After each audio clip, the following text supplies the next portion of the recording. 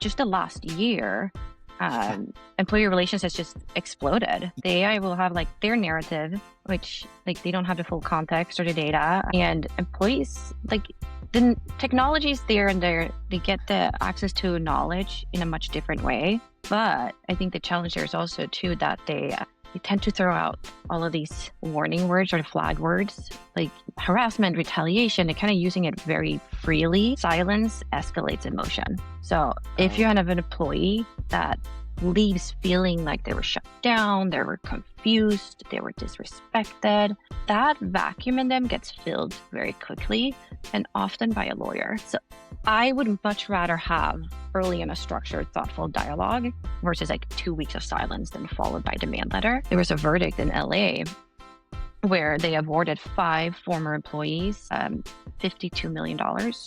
And it was in a whistleblower retaliation case. This case took 6 years of litigation. They have still not added attorney's fees to that $52 million price tag yet. And this is what companies miss a lot, that it can take time. You don't even think about the operational cost this company had before it went into litigation. On this episode of Pulse by HRBench, I sat down with Susanne Kleveros, founder of Don't Tell HR. Susanne works the parts of HR that carry the most risk. Terminations, investigations, employee relations. Last year, something shifted. Teams that used to handle 1 or 2 cases a year are now handling dozens. We get into why HR just exploded, a $52 million whistleblower verdict from January that should be on every HR leader's radar, and why silence after a termination is almost always the signal a lawsuit is coming. If your team is running more sensitive conversations than ever, this one's for you. Let's get into this episode. Just the last year, employee relations has just exploded. Yeah, which is interesting because the AI conversation, you almost can't decouple it now, because if you just go in and paste emails that you get or Slack messages. Yeah. And then with that, the AI will have like their narrative, which like they don't have the full context or the data, and employees like the technology is there and they get the access to knowledge in a much different way. But I think the challenge there is also too that they tend to throw out all of these warning words or flag words like harassment, retaliation. They're kind of using it very freely. And I think a lot of people don't fully understand what actually would qualify as a harassment or retaliation claim. But when an employee say those words, all of HR goes like, freeze, hold, lock it down. We need to do an investigation, look into it immediately. And it eats up a lot of time. I think the change here too is with AI, employees are much more outspoken. They have a louder voice too, which is a good thing because as an HR, I want to know what's not working. I kind of want to know before it becomes a claim. Like, please loop me in earlier on, but we are getting more voices, which is not necessarily a bad thing, honestly. We just need to be better. Yeah. And I could see how employees could start tossing around, the harassment, all those words, because while they could get AI to tell them what it qualifies, but you have to spend some time prompting for a while and at least kind of understand some baseline. Not that employees don't, but to then start getting like, would this qualify? Like, how should I bring this up? Like, rather than haphazardly just tossing things out and then HR has to go, oh my gosh, we need to back up a little bit, right? Right. And I think that's the thing. Now we have 2 camps that are in defensive mode. Yeah. And it's so hard to come out of that and try to meet and have a really collaborative communication piece, because now HR is going to watch every step they take and every step the managers take. They're going to be so careful, which is a good thing. But I would rather have people almost prompt AIs of like, hey, I'm getting all of these things. It doesn't necessarily feel right, but like, what's the steps I should take here? Like, should I talk to HR? How should I approach them in the best way? Things like that. I think that would help a lot of times. I don't want both camps to be in defensive mode. That's never a good outcome. Yeah. I'm here with Susanne. Suzanne, is there anything you would like the audience to know about you and Don't Tell HR and some of the stuff that you're working on? Yeah. So I founded Don't Tell HR about maybe 3 years full-time went into this. My work sits in the parts of HR that carries like the most risks and requires most judgment. So it's usually employee relations, investigations, terminations, HRBP support and strategy as well, because they're all connected with each other. I've worked across multiple different startups and larger corporates as well, both in the US and internationally. I'm originally Swedish, which helps sometimes too. And sometimes don't because I don't always understand the language. Thank Yeah. God for AI helping me there. But I think where I step in is kind of where business risks and human behavior tends to collide a lot. And I think love is a strange word to say when it comes to employee relations. But what I really like about this piece is that it's so complex. You never know everything. That's impossible. Even employment law councils don't know everything. And we work with human behaviors. So, like, you might have the law very clear, but you work with humans, and that will set the stage. Yeah. And I mean, I'm not a lawyer and I don't know that much about law, but I like to watch law shows. And it's interesting. I get the impression that US law is so subjective because it is built on precedent. So there is flexibility in a lot of that. So it's not like black and white that this is clear cut and it becomes a wild system. And I would imagine you end up experiencing that as you go through some of this stuff. Very true. And then you couple that with each state has different laws too, Yeah. which makes it more fun. And the fact that we have new laws every year coming out and new judgments and verdicts. And there's so much gray zone that you could, I think one thing that's really true that I always try to remember myself and businesses, you can never be 100% compliant. It doesn't exist, Hmm. but you can do your best. Yeah. Well, you're operating in high risk areas, and that's awesome because it always sets the stage for some good conversation. And we had kind of started this thing out talking about how AI is giving rise or employee relations as a function is kind of exploding because employees are figuring out ways to, I guess not figuring out ways, but understanding their rights and their situation better and being able to come to companies. But I want to start with, while it's exploding, while it's high risk, you mentioned during some of the prep that you see people companies underfunding the function or turning to junior HR folks to lead the function. And I just want to start there as to what you see in that. Yeah, and I think this is a really big part of all of this because um, employer relations is one of those areas where you might not touch it. Like might not, if you're in HR, you might not touch it throughout your whole career. And I think it gets underfunded a lot because leaders and companies don't understand what it actually is and how it can help the companies. They're not here to be reactive. I'm like, yes, I do a lot of coming in and helping getting things cleaned up a little bit more. But a really good employee relations is someone that understands the proactive work is so important piece too. And it's not just again like what I said, terminations and investigations. It's about keeping the organization healthy. Yeah. Uh, And I think one thing that I really want to highlight too, that actually just came out in January of this year, there was a verdict in LA where they awarded five former employees $52 million. dollars. Oh, And it was wow. in a whistleblower retaliation case. This Oh, case took 6 years of litigation. They have still not added attorney's fees to that $52 million price tag yet. And this is what companies miss a lot, that it can take time. You don't even think about the operational cost this company had before it went into litigation. Really hard to put this on a budget line item. yeah, that's interesting. So I guess two things in there. The proactive piece. What do you do, or what do you advise your companies to do to be proactive in the employee relations? Uh, well, beyond making sure you have policies that are up to date, which is really, really important, Okay. it's also not just updating policies, post them on your internet, and then you're good to go. I think what I'm seeing more from employment councils too is them asking, did employees sign and acknowledge that they've read this? How many, they actually, this week I was at a seminar and they even said this, where they want to start having things more separate too and not lump all policies into one acknowledgement. Okay. Because then, did they really comprehend everything they read? Yeah. Are we asking the right questions on the acknowledgement piece too? Did you read this through? Do you understand what's written? Then you say yes. Councils are getting more granular on those pieces too. Mhm. HR people and companies, we have so much to do in our day to day work that these things are those that tends to come up on the back burner because it's not that often you get like a case or an investigation coming up, and at least not in the past. I think throughout almost all my years in HR, it's been 14 plus years now. For last year, I didn't have that many ER cases per year, maybe Hmm. one, maybe two, like larger investigations. And now last year's just exploded. Yeah. And you mentioned a lot of it's, you think, because of AI. Yeah.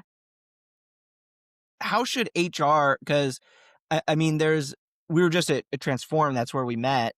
And I listened to kind of at the startup stage is where I heard a lot of the talks because I was at a booth and all of that. And the way that people were talking about AI was very, very fearful. But in this instance, where we know that it's causing a section of what you normally didn't see very often to explode, like how should HR start thinking about AI and prepping themselves that this kind of stuff is happening more and more? I think like the one thing that we need to shift in the AI conversation too is um, adapting or not adapting to AI. You Yeah. don't really have a choice anymore. And like in HR, it doesn't matter if you don't want to adapt, the people around you are adapting to AI. So you actually need to show up a little bit better too, improve your processes, strengthen your team. I think what you and we talked a little bit about AI too before is companies, actually HR people, we get pushed so much to start utilizing AI within our work, which is Yeah. great. We need to learn, right? But in that, we forget to build like a strong foundation. Like, what should we have for access? What should AI access? How can we really make sure that this is locked down and safe? How should employees utilize AI? What is our policies around it? What can we access when employees using our own AI tools? And it's still a gray zone in like in the law too. We're gonna see it coming more, I think, in the next couple of years, where we're gonna have a bit more laws around what we can or can't do. And I don't know if you remember this, but just maybe 2 years ago, our biggest fear in HR was that people would record when we would have to do terminations over video. And then like I don't remember the loss. I don't remember in HR specifically what that happened, but I know that's a big thing. And being in California, it's not that way in other states, but that's a really big problem in California if you record without telling somebody. yeah, so California is a two consent way state. Yeah. HR people need to keep in mind track of which states are two-way consents too, and which states are not, especially if you have employees in different states. And work with your counsel too. Okay, what can I request or ask employees not to record if we're going to do this conversation over video? But you need to structure up how you're approaching the calls too. Is that still a big thing? So what was the issue 2 years ago with the recording? Was that there people were recording when they were walking into a termination conversation Yeah. and then put it on social media and it got blasted. Like a lot of people were doing this. Yeah. I think I have so many thoughts on how you can mitigate it a little bit, but you also have to understand in these meetings, you're walking in, the employee is going to have feelings and emotions, and how we approach the meetings really, really matters. So how should people approach those meetings? Yeah. And I think you're right. There's like, nobody's going to skip jump out of a termination meeting and be like, yay, everything's so happy. That's not happening. Nobody likes being part of that conversation, no matter what side you're on. But my really strong belief is that our employees are ambassadors for the company. It starts when they first hit submit to the resume to a position throughout, like after they leave the company too. So it's not just that they're no longer ambassadors just because they left the company. It Mhm. continues. And the reason why I'm saying this is because they're going to remember how they were treated, whether the communication was clear, whether they felt respected, or whether the company showed integrity when it mattered the most. And they talk, right? So, like, say you want to apply for a job and you might know someone that used to work there, you're going to check in with them. Mhm. How was it? And if that person didn't have a good experience, you're now getting that's spreading a little bit. So I think while there's always going to be terminations that are challenging, or there's been misconduct and things like that, you can still make sure to show up with dignity and respect from Yeah. the company side. It's just not the termination. It's not just a legal event. It's also a really big change management event. Like you have the employee that's leaving. but then you have all the people that are still left. And like, how are we going to make sure that they're continue being ambassadors for the company, feeling safe within the org they're in? How are we communicating and talking to them? We tend to just think that once we leave the room, we're done. We don't have to think about this anymore. Yeah. People, again, team members talk. They might be feeling survival guilt. They don't have the full context. They shouldn't have all the information, but they're going to fill the gaps with their own ideas and thoughts. Yeah.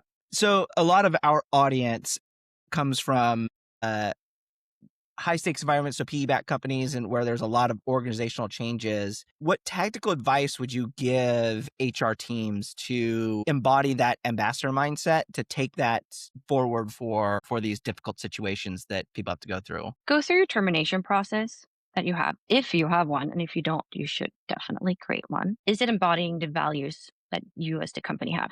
How are we showing up in the toughest moments in someone's life, embodying the company values? How are we training our managers to show up in a way that is aligned with what we believe how humans should be treated? Yeah. First of all, it also starts, as I said, operationally with the processes, but don't improvise. Doesn't matter if you've done this a million times, you never walk into that room improvising. Sometimes we think that I've done this before. I know what to say. I know what to get. Like, here's the document. We'll walk through it. That's kind of foolish because you never know how the person on the other end is going to behave or react. And we forget sometimes we actually work with humans. And so this is where you can do everything right too, but you still work with humans on the other side. Yeah. That's good advice for the plan. I always hesitate using sports analogies, but I read a book a handful of years ago. It was Bill Walsh's book, who was the 49ers head coach for a long time, turned the organization around, and he invented scripting your first handful of plays at the start of a game. Like, nobody did it before he did. They would basically wing it after kickoff, and they did it to where now almost the entire first quarter people will script of a game before things shake out. So it's kind of like that. It changes the ability to be effective if you at least have a game plan. Oh, 100% agree with that one. I mean, I'm terrible with sports. I don't know any rules. I'd be like, did I win? Did I not Yeah. win? But sports really has figured out is that team piece and that everybody understands what their role plays and how it plays into the overall game. And Yeah. a company's the same. And they know when they're not doing well, they're fully aware of that. Mm-hmm. And we can do better with companies in that way too. Yeah. So on this piece of, the values and leaving people as ambassadors, you had mentioned something interesting kind of in our prep about negotiation windows or having people come back and try to negotiate. And you were like, oh, I like to see that as it relates to not only the termination, but also back to where we started with employee relations and investigations and things. Can you walk through why you think that could be a good thing that an employee comes back and wants to negotiate? Yeah. And I know I'm going to have so many people that are going to disagree on me on this, especially HR people. But we all know that in a perfect world, everyone would just accept the decision, sign, and move on.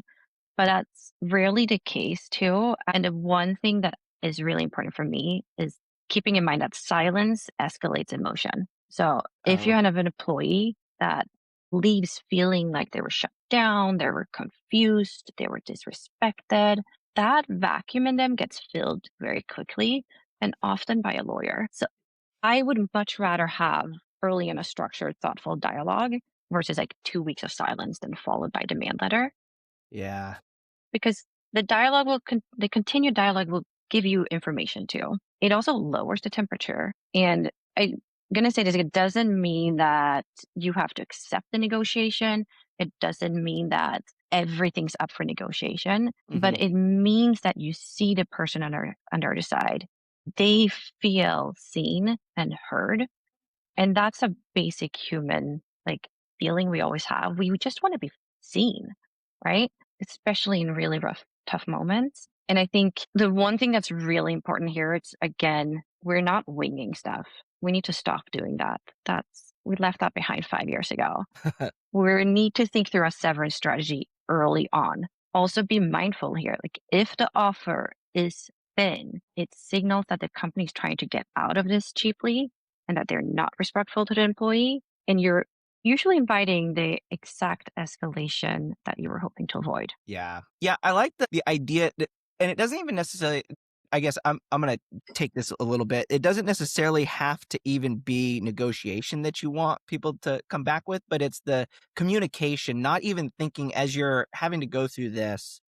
If you're having to plan something like this, we want the offer and to go and no discussion. It's almost like, how can we create it so that there is a little bit of room for discussion? Not that we are going to tell them they have to discuss this, but just make it so that they feel seen and heard in that case. And it could be negotiation, it could be anything, but they feel comfortable enough that it doesn't have to be silently. Like, silence escalates emotion. That's so true. Yeah, and I'm going to say this with all the termination cases I've had where employees or former employees went silent, all but one were that they were actually preparing a demand letter or lawyer versus having the conversations with us early on what they could Yeah. ask for. And that one case I wasn't, the person just forgot that we had sent them the separation agreement. Yeah. So it's like, wait, how can you forget this? But yeah, And that's wild, all but one. And is that a recent thing, you think, that everybody's coming back like that? Or has that always been kind of the case? I think that's always been the case when it goes really silent. Yeah. I Okay. think there's definitely level of it where everybody has, of course, the right to review the agreements, to have the right to review it with a lawyer too. Hmm. It's more when it goes very, very silent. So like when we send that last email with all the offboarding information, a copy of the agreement too, or anything you discussed, things you need to know when you leave a company and you get no acknowledgement, no reply back, and you follow up maybe a couple days later, making sure that they receive it. Also, HR people always follow up. You want Yeah. that paper trail too. And it's still silence. Something's coming. Oh man, this is there's so much into this, and I just for people who have been through it or on either side or whatever, it's wild to think about it as we discuss through this. But we've talked a lot about the HR perspective, and one thing that I don't know if it gets talked about a lot. I think it probably does. People do talk about it, but the manager who has to go through this, who it's their direct report, and how they feel through this whole process, because I can't imagine, if you have any level of empathy, you ever feel good about having to do this, because like you said, it's change management, it's everything. So what kind of advice do you have for HR folks to give support to their managers having to go through either a termination or investigation or any of these difficult situations? I think this is actually one of the most overlooked parts within HR, because we tend to approach it in a way where we keep a good front. We want our managers to keep a good front. You don't want to show emotions in the conversation. Mm. The manager should we need to keep calm. So we are now prepping them as like, be steady, be calm. But in that, we are also not acknowledging that like, this is kind of big. Like you're going to carry a huge amount of that emotional weight, not just in the termination calls, but if you also do investigations. And managers might feel, if they're doing investigations, blindsided, they might feel manipulated, they could feel guilty, or like that they're like personally being attacked. And if we don't help them process that or like address that this could happen, it changes how they lead after. Like I think we all have had that manager that was a little bit more micromanaging. They didn't really trust anyone, was checking in on you all the time. And some of them are just bad managers, but some of them comes from this where they just lost all trust and faith in team members. Yeah.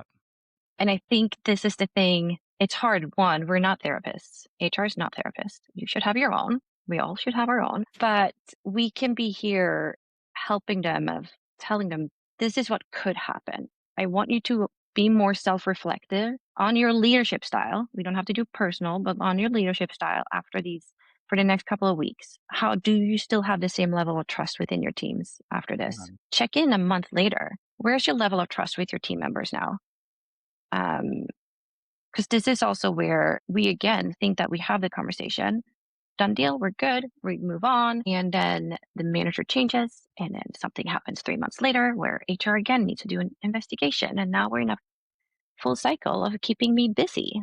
And I want to be proactive, not reactive. Yeah, that's good advice because especially if it's the first time you go through it, I would imagine that you could be susceptible to a change in your style, like your management style through this, and you want to be ahead of that particular situation because you mentioned one of the stories when you talk to a new manager having to go through this and a seasoned manager, and it's like, hey, like let's go through a debrief, go for a walk, and the new manager tells you, no, I'll be fine and the season manager, yeah, I need to do all of that. Like you see that too as well, right? Very much. New managers tends to be overwhelmed with everything they have on their plate. They Yeah. haven't gotten to a point where they understand how to manage their management pieces, Hmm.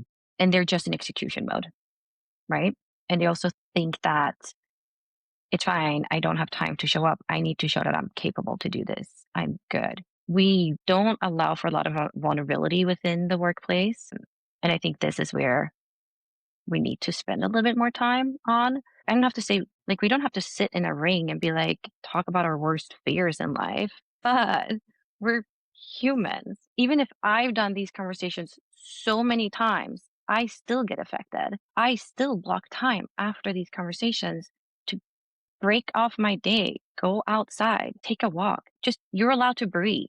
You should have this scheduled in like on your week no matter what, but especially after termination conversation, you just did a big reorg where people are changing managers. Take a walk.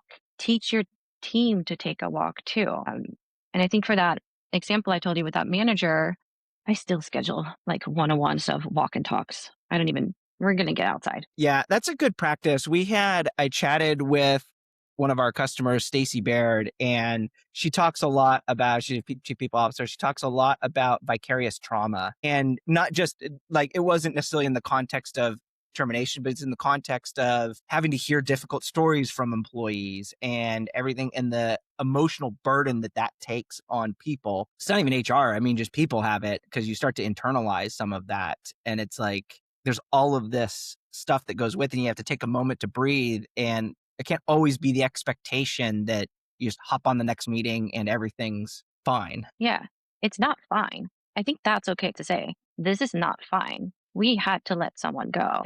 There was a justified business reason, but it still doesn't need to be fine because it was justified. And I think that's the thing where I think a lot of HR people think that, oh, if I tell managers that it's not fine, they might lose trust in me or in the process. And it's like, no, this is part of the process. We spend the majority of our time at work. These are people we've gotten to know. These are Yeah. people we like know maybe what their kids' names are. This whether they just because they were either breaking a policy or didn't perform in the way they needed to perform, this conversation has a big impact on their lives. We as a humans we take on so much, right? We carry the weight of the world and we need to learn on how to like let things kind of not take it on, but acknowledge that it's there, but we don't have to carry it. Yeah. And even like, I would imagine as you're going through, because I'm now bringing back a few of the episodes we've had conversations with. So, like Stacey Baird, she had the vicarious trauma she talked about. She also talked about, when you say, how are you doing? Or, do pulse checks with your team. You don't allow them to say good or one word answers. They have to have two words to try and get to a little bit so that there's open space. I chatted with a gentleman, Dr. John King. He had a really traumatic story. I won't go into it here, but his episode's great. And he would talk about a follow-up question of always like, so if you're asking somebody like, how are you doing? And I go, just fine. You pause a second, you say, no, how are you doing? And you ask it again to make sure that they're, feel like they're ready to open up or, if they want to get off their chest, they can, especially if you're in these situations where it's difficult. I mean, so a few tactical things for folks. Yeah. And I think again, this is kind of where the funding comes in a lot too, and in the HR world. Okay. Companies don't spend that much money on HR team members. I am a strong believer of that a HR team members should go through and get coaching and learn how to coach, but not just to use it in that way, but how to ask the questions. Keep it Yeah. like open ended. I think some of the best learnings I've had in life didn't come from HR. It actually came from salespeople that are so good at asking the They right questions that are. get you to like, yeah. But that's the that's the competence like I need when I'm doing investigations too of how do I get people to continue talking? How do I get them to like share more? And it's the same within HR. We need that training too of don't just ask yes or no questions. Ask open-ended, really train on it because it's hard. Yeah, it is. I will put a shout out. Like, I'm a big HubSpot fan for marketing stuff, but I sat on their customer advisory board and I visited them. And something I noticed when I was there and the employees there, it was clear that or maybe it was in their selection process. I don't know what it was, but there was a different caliber of question asking and curiosity that everybody had throughout that organization. And I was just amazed at the effort that they put in for people to be thoughtful. And clearly, like, they probably have a selection way of how they select people, but they probably also coach. So to your point about coaching for questions and curiosity, like, it can be coached or trained, I believe. Yeah. Think outside the box. Bring in a sales coaching team to coach your HR team because at the end of the day, we're internal sellers no matter what, right? And or tag team your sales leader. Ask, can I sit in on the conversations? I just want to pick up on how you ask the questions. Yeah, that's good advice. So I do want to be respectful of time, but is there anything else you would like to leave the audience with? We obviously chatted through high risk things and more difficult conversations, but especially for folks that are in fast paced environments, is there anything else you would like to leave them with as some parting advice or things that they should think about if they're having to do this kind of stuff? I think the one thing that I would leave people like a tactical piece to do is choose your last investigation or last termination that they handled and sit down and do a proper post-mortem. Okay. Find the gaps. You might think that there were no gaps, but really break it down and find all the gaps you can or ask AI to help you sometimes. Don't share confidential information, but where's the gaps in this? Note the learnings and bring it with you to improve the process next time. And think of just as we think about the whole employee life cycle, it's the same within employee relations. It doesn't end just because someone leaves the company. Yeah. You're left with the remainders of the team and the managers that it's not just one email saying, oh, this person is no longer with us. You need to do continued check-ins with that team and the leader. Keep an eye on them. How are they really doing?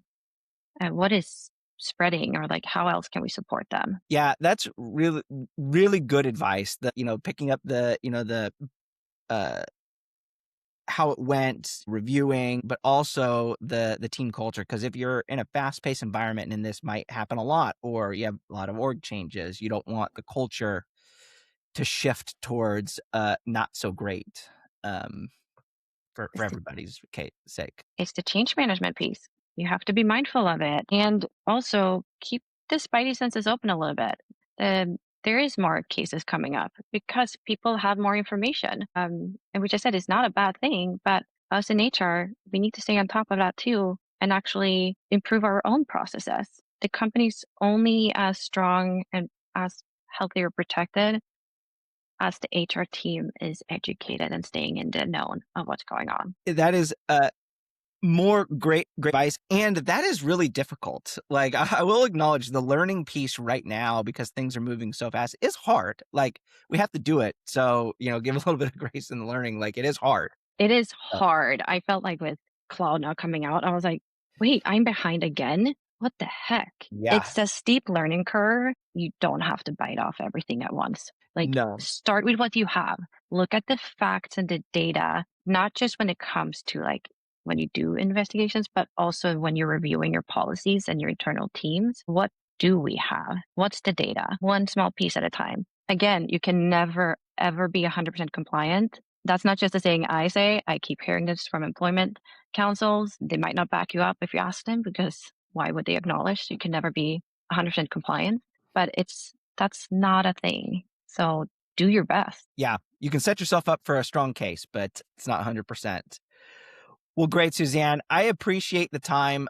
Where would you like people to connect with you? LinkedIn, because I'm Okay. really bad at selling myself on websites. So LinkedIn is usually best. So yeah, just connect with me there. Great. We will put that in the show notes, and you can chat with us. Don't Tell HR. Awesome. And Logan, you actually never asked me where my name came from. Was I supposed to? I think that's a good segue too. Okay. Where'd your name come from, My Stan? company name. No, the company Oh, name. the company name. And I completely took it like your first one. Oh my God. Your company name, where did it come from? Sorry. So I had a manager that, again, in the past had some bad things where he lost trust and thought that HR should be spying on everyone in the company. And it ended up with me not wanting to talk to people. So Yeah. don't tell HR. It is a perfect thing. I did internalize. I will say in my defense at the end, I did internalize, don't tell HR. I think it's the more scared we are about something, the harder it's going to be for people to support through that. HR is in a tough space. We're in a tough space. We're here to look at the company, the health, but also the employees, and then ourselves too, honestly. Yeah. Well, good, Susanne. Thank you very much. And I'm glad that we got where the name came from. Awesome. Thank you, Logan. Thank you for joining us for today's episode of Pulse, the podcast that has real conversations with HR leaders linking people to performance. HRBench is the people analytics platform that turns HR data into business strategy. It connects to all your tools, HRIS, ATS, payroll, surveys, whatever you're using. In just a few clicks, you get over 45 metrics instantly visualized in boardroom-ready dashboards, benchmarked by industry and company size. Book a demo at HRBench.com and we'll build you a custom benchmark report using your data.